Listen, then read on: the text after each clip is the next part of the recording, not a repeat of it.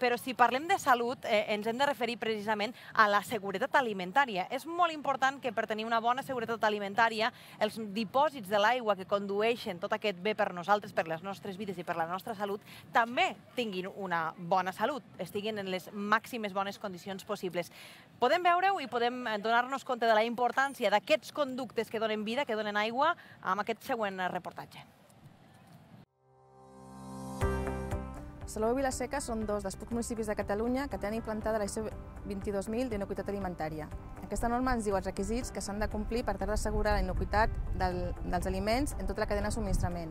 En el nostre cas, implica la inocuïtat de l'aigua en tota la xarxa de distribució fins al punt de lliurament als consumidors. Gràcies a aquesta norma s'ha aconseguit un model de vigilància de l'abastament proactiu i dinàmic, és a dir, que ens podem avançar a qualsevol problema que pugui sorgir.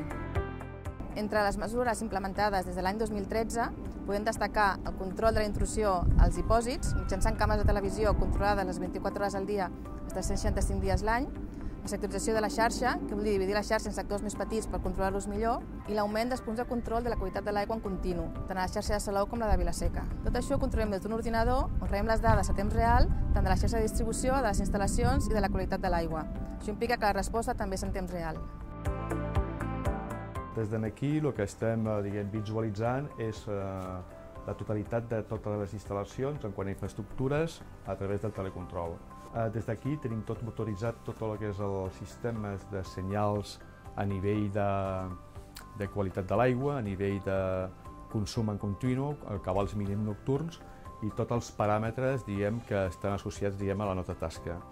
A més, ara estem implementant part de tot el que són els mercats hidràulics o sectors que estem creant, en el que igualment tenim parametritzat tots els cabals nocturns i consums instantanis de qualsevol sector de la zona de Sitges.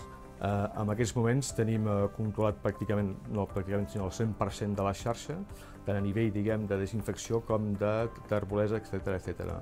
Sí que és cert que d'alguna manera el que ens permet aquest sistema és, un cop analitzat diàriament a través del nostre personal, que supervisa diàriament tots els valors que estan parametritzats, és fer un anàlisi en directe de com va evolucionant les 24 hores al dia tot el que és les infraestructures que formen part de la xarxa de Vila-seca i Salou en quant al tema de l'aigua.